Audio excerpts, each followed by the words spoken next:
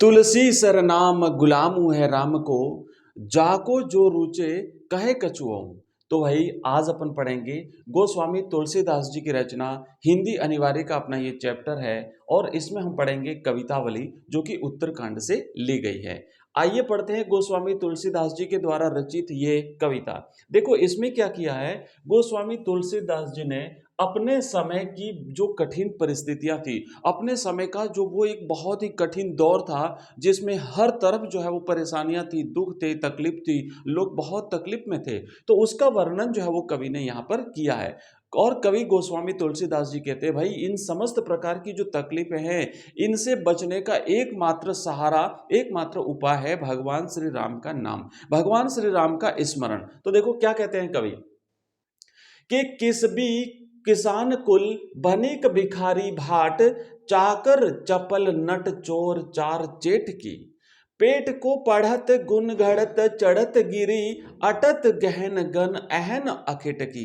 परिस्थितियां कितनी विकट थी। देखो क्या कहते हैं, किस भी का मतलब होता है श्रमजीवी व्यक्ति, मजदूरी करने वाला मजदूर। तो देखो कहते हैं, यहाँ पे मैं आपको लिख देता हूं, सारे शब्दार्थ भी लिख देता हूं और इसकी व्याख्या भी करके बता देता हूं। किस भी का मतलब होता है मजदूर, मजदूर, या फिर आप कह सकते हैं जो श्रमजीवी व्यक्ति होता है भाई, है ना, श्रमजीवी व्यक्ति मतलब मेहनत मजदूरी करने वाला। तो श्रमजीवी व्यक्ति, किसान कुल का मतलब होता है खेती करने वाला किसान, बनिक का मतलब होता है व्यापारी, बनिक का मतलब होता है भाई व्यापारी, और भिखारी मैंने भिक्षा मांगने वाला।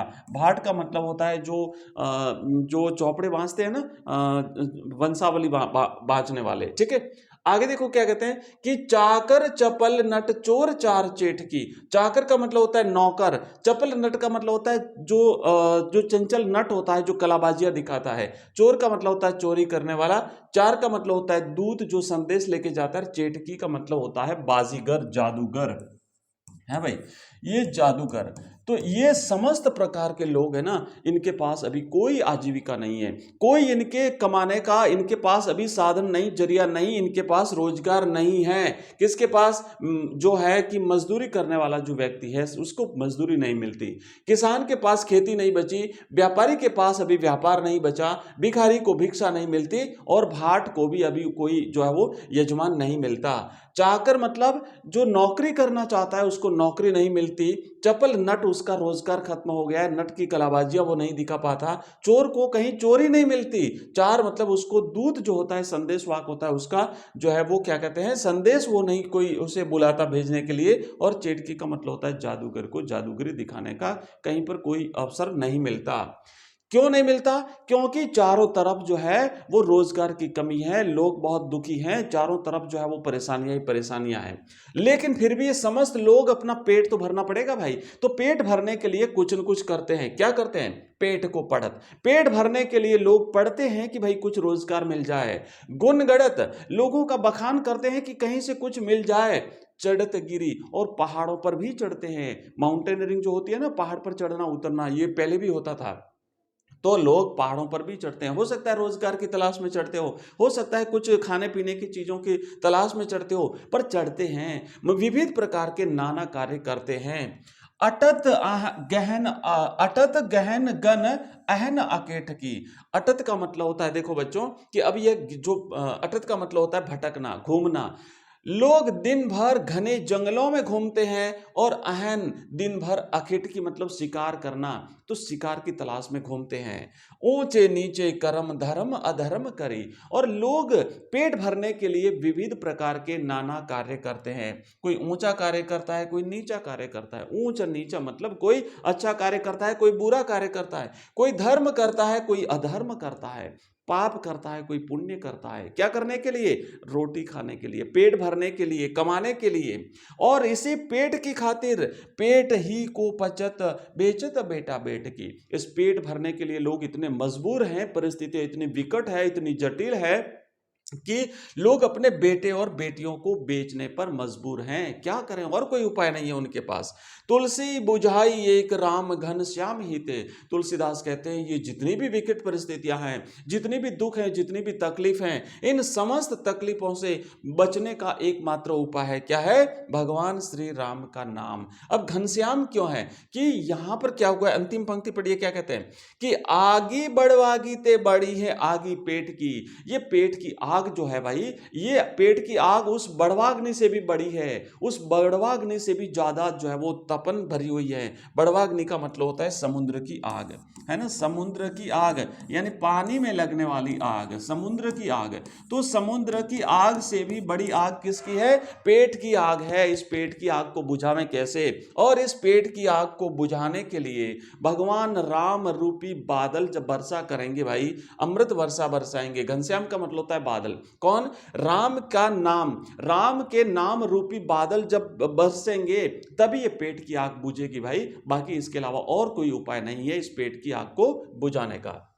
देखो आगे बढ़ते हैं और अगली जो हमारी अगला जो पद है इसको पढ़ते हैं। अगर बच्चों आपको यहाँ पे सप्रसंग व्याख्या भी करनी पड़े तो आप कर सकते हैं। आपको यहाँ पे सबसे पहले संदर्भ लिखना पड़ेगा। आप संदर्भ में लिखेंगे कि भाई ये जो उपर्युक्त पंक्तियां हैं हमारी पाठ्य पुस्तक में तुलसीदास जी की रचना कवितावली उत्तरकांड कोष्टक में लिख देना से ली गई है।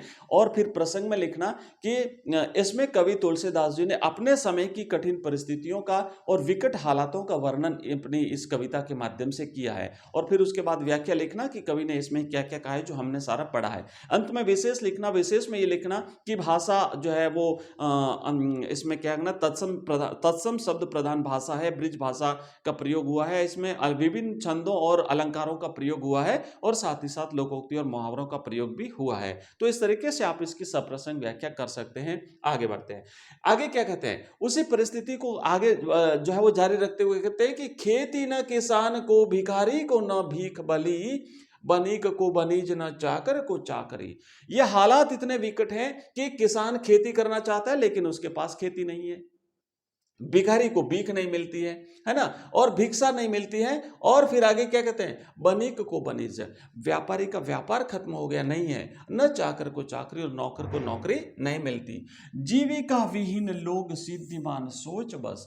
चारों तरफ बेरोजगारी है और जीविका नहीं मिल रही है। तो बेरोजगारी की इस हालत में जो बिना रोजगार के लोग जो है ना केवल चिंता कर रहे हैं, सोच रहे हैं, केवल चिंतित हैं, परेशान हैं। क्या सोच रहे हैं?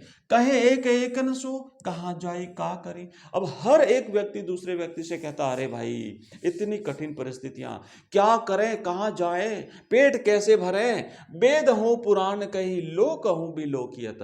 तुलसीदास जी कहते हैं भाई देखो वेदों और पुराणों में भी कहा गया है, वेद हो पुराण का मतलब होता है वेद और पुराण हमारे धर्म ग्रंथों शास्त्रों में भी कहा गया है। और चारों तरफ जब इस जगत में, लोकों का मतलब होता है इस लोक में, इस सृष्टि पर जब दृष्टि डालें तो विलोकित का मतलब होता है दिखाई देता है। क्या दिखाई देता है? साकरे सबे पे राम, राव रे कृपा करी। साकरे का मतलब होता है संकट के समय, संकट के समय हे भगवान श्री राम आपने ही सब पर, सबे पे मतलब सभी पर, भगवान राम रावरे मैंने आपने कृपा करी है। तो अभी भी संकट की घड़ी है, चारों तरफ इतनी विकट परिस्थितियां हैं, आप कृपा करिए, इन लोगों को जो है आप इनके दुख दर्द दूर करिए। आगे क्या कहते हैं, दारिद दसानंद दबाई दूनी दीन बंधु। दारिद का मतलब होता है दरिद्रता, गरीबी, दरिद्रता, दरिद्रता का मतलब होता है गरीबी। तो अभी क्या है, चारों तरफ दरिद्रता है, चारों तरफ गरीबी है। और दशानन का मतलब होता है 10 आनंद, 10 आनंद माने रावण। तो इस गरीबी रूपी रावण ने सबको घेर लिया है, दबा दिया है इस पूरी दुनिया को। दुनी का मतलब होता है दुनिया, इस पूरी दुनिया को दबा लिया है किसने? इस गरीबी रूपी रावण ने। चारों तरफ की जो गरीबी है ना उसका वर्णन तो कर रहे हैं कि भाई सब लोग गरीब हैं, किसी के पास कोई रोजगार नहीं, किसी के पास कोई कमाने का जरिया नहीं। तो इस गरीबी ने सभी को क्या कर दिया है, दबा दिया है। दीन बंधु, हे भगवान श्री राम आप तो दीन दुखियों पर दया करने वाले हैं, आप तो दीन बंधु हैं। दुरित दहन देखी तुलसी हाहा करे। तो ये संसार के इस भयानक हालात को देख करके तुलसी आह भरते हैं। तुलसी कहते हैं, हे भगवान श्री राम, अब तो आप ही कृपा करो। बच्चों, इसी की भी इसी तरीके से आप जो है वो सप्रसंग व्याख्या कर सकते हैं। जैसा मैंने बताया, सबसे पहले आपको संदर्भ लिखना है, फिर से आप संदर्भ में वही चीजें लिखेंगे जो मैंने बताई थी, फिर आप लिखेंगे प्रसंग। प्रसंग में आपको लिखना है कि अपने समय की जो गरीबी और कठिन परिस्थितियां थी उसका वर्णन कवि ने यहाँ पे किया है। और फिर आप लिखना व्याख्या। व्याख्या में जो हमने अभी व्याख्या करी वो लिखना है। और फिर आप अंत में लिखेंगे, अंत में लिखना है आपको विशेष। और विशेष में आपको लिखना है कि भाई इसमें देखो कि जो है संस्कृत प्रधान शब्दावली का प्रयोग हुआ है, ब्रिज भाषा का प्रयोग हुआ है, और इसमें तत्सम शब्दों का भी प्रयोग हुआ है। साथ ही साथ इसमें आप अलंकारों का इसमें जो है वो नाम लिख देना। तो जैसे अनुप्रास अलंकार भी हो गया, बी ब, है ना, और भी कई प्रकार के अलंकार हैं। तो बनिए को बनिक ब, है ना, च वर्ण की आवृत्ति, ब वर्ण की आवृत्ति, ब वर्ण की आवृत्ति, अनुप्रास अलंकार का प्रयोग हुआ है। तो इस तरीके से आप लोग जो है वो इसका वर्णन कर सकते हैं। आइए आगे बढ़ते हैं नेक्स्ट अंतिम पद पर। और यहाँ पे क्या लिखा हुआ है कि धूत कहो, अवधूत कहो, रजपूतु कहो, झोला कहो कोई। अब ये जो इस प्रकार की परिस्थितियां थी, और उसमें जब तुलसीदास जी इन चीजों को लिखते थे तो लोग उनको कुछ इस प्रकार कुछ भला बुरा कहते होंगे। तो तुलसीदास जी अपने आप को कहते हैं, भाई आप जो कुछ कहना है मुझे कहो, मुझे इससे कोई फर्क नहीं पड़ता। मैं तो भगवान राम जी का गुलाम हूं, मैं भगवान राम जी का सेवक हूं, और भगवान राम जी की भक्ति करना चाहता हूं। इस संसार से मेरा कोई लेना देना नहीं। तो क्या कहते हैं कि आप चाहो तो मुझे धूर्त कहो। धूर्त का मतलब होता है धूर्त व्यक्ति, धूर्त मैंने चालाक व्यक्ति। आप चाहो तो मुझे चालाक कहो, आप चाहो तो मुझे अवधूत कहो। अवधूत का मतलब होता है कि सन्यासी व्यक्ति, है ना, सन्यासी व्यक्ति। अवधूत अघोरी, अघोरी मतलब जो जो संत महात्मा होता है ना। तो आप चाहो तो मुझे चालाक व्यक्ति कहो, आप चाहो तो मुझे संत महात्मा कहो, आप चाहो तो मुझे राजपूत कह करके बुला सकते हो, और आप चाहो तो मुझे जुलाहा कह करके बुला सकते हो। आप चाहो मतलब ये था कि आप मुझे ऊंची जाति का मानो या नीची जाति का मानो, आप मुझे बदमाश व्यक्ति मानो या आप मुझे भला व्यक्ति मानो, मुझे इन चीजों से कोई फर्क नहीं पड़ता है। आगे क्या कहते हैं, काहू की बेटी सो बेटा न ब्याहब, काहू की जाति बिगाड़ न सोऊं। मुझे क्या करना है, किसी की बेटी से अपने बेटे का विवाह नहीं करना है। मुझे अपने बेटे की शादी किसी की बेटी से नहीं करनी है, और न ही मुझे किसी की जाति बिगाड़नी है। भाई मैं क्यों चिंता करूं, मेरे बारे में लोग भला बुरा कहें तो भले कहें, मुझे इन बातों की चिंता नहीं है। आगे कहते हैं, तुलसी सर नाम गुलाम है राम को, जाको रुचे सो कहे कछुआऊं।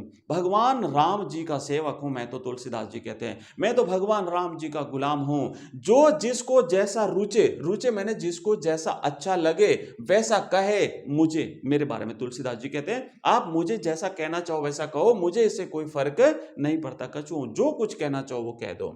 मांगी के खेबो, खेबो का मतलब होता है खाना। मैं तो भाई मांग करके खाना खा लेता हूं। और मस्जिद को सोईबो, और मस्जिद में जाके सो लेता हूं। मस्जिद का मतलब होता है मस्जिद, तो मैं तो मस्जिद में जाके सो लेता हूं। लेबो को एक न देबो को दो, न तो मुझे किसी एक से लेना, न मुझे किसी दूसरे को कुछ देना। लेबो को का मतलब होता है लेना, एक मतलब किसी एक से, और न किसी देबो मैंने देना, दो मैंने किसी दूसरे को। मतलब मुझे न किसी से कुछ लेना, न किसी दूसरे को कुछ देना। आप जैसी मर्जी आए वैसा कहो। मैं तो भगवान राम जी का सेवक हूं, मैं तो भगवान राम जी का स्मरण करता हूं, मैं तो भगवान राम जी का भक्त हूं भाई, और मैं संसार के कल्याण की कामना करता हूं। तो इस तरीके से हमने देखा ये गोस्वामी तुलसीदास जी, जिन्होंने जो है बच्चों कि अपने समय की विकट परिस्थितियों का वर्णन किया है। अब अगले पद में हम पढ़ेंगे लक्ष्मण मूर्छा और राम का विलाप। आगे बढ़ने से पहले मैं आपको बता दूं कि ये कंप्लीट जो अपना हिंदी कंपलसरी है बच्चों, इस हिंदी कंपलसरी, हिंदी अनिवार्य का जो हम रिवीजन कर रहे हैं, अभी हमारा रिवीजन चल रहा है, और इस रिवीजन के हमने जो इसका कंप्लीट कोर्स है वो हमारे ऐप में हमने अवेलेबल करा दिया है। हमारा ऐप है बच्चों एजुकेशन राइज। इस वीडियो की डिस्क्रिप्शन में लिंक दिया हुआ है, यहां पर आपको कंप्लीट कोर्स मिलेगा। कोर्स में आपको पीडीएफ के रूप में नोट्स मिलेंगे, वीडियोस मिलेंगे, एमसीक्यूज मिलेंगे, ऑनलाइन टेस्ट मिलेंगे, क्वेश्चन आंसर्स मिलेंगे, सब कुछ आपको मिलेगा। साथ ही साथ हिंदी के अलावा बाकी सब्जेक्ट्स भी है, हिंदी साहित्य, history, English, political science, geography, और इसके अलावा हमारे पास जो है ना सभी सब्जेक्ट्स के मॉडल पेपर्स भी हैं। बोर्ड एग्जाम्स के लेटेस्ट पैटर्न और उसका जो ब्लूप्रिंट है उसके अकॉर्डिंग हमने 10-10 मॉडल पेपर सब्जेक्ट वाइज तैयार किए हुए हैं। आप चाहें तो इन मॉडल पेपर्स को बच्चों देख सकते हैं, एग्जाम में आपको बहुत ज़्यादा हेल्प मिलेगी। और इसी तरीके से हम आपकी बोर्ड एग्जाम्स तक कंप्लीट तैयारी करवाएंगे, बहुत अच्छे तरीके से आपकी तैयारी हो जाएगी। लगातार आप हमारे साथ बने रहिए, वीडियो को लाइक करिए, इसको शेयर करिए। हमारे पास ऑनली नोट्स भी अवेलेबल है बच्चों, जैसे कंप्लीट कोर्स भी है, और केवल अगर आप नोट्स चाहते हैं तो हमारे पास सब्जेक्ट वाइज ओनली नोट्स भी हैं। और ये कंप्लीट नोट्स हम आपको टोटल 11 रुपए में, ओनली 11 रुपीज में हम आपको बच्चों ये नोट्स अवेलेबल करवाते हैं। तो अगर आप चाहते हैं तो नोट्स जो देख सकते हैं, तो विजिट करिए एक बार इस ऐप को, लिंक डिस्क्रिप्शन में दिया हुआ है। एक हमारा नंबर मैं दे देता हूं आपको, व्हाट्सएप ग्रुप और